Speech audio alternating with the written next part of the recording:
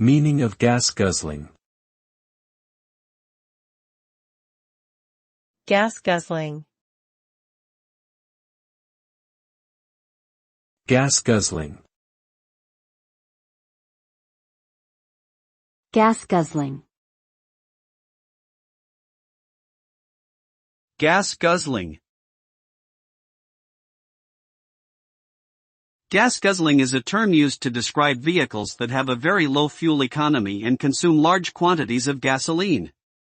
These vehicles are typically large, heavy, and powerful, such as SUVs or pickup trucks, and require more fuel to operate than smaller, more efficient cars. The term is often used in a negative context, as these vehicles are seen as wasteful and environmentally harmful.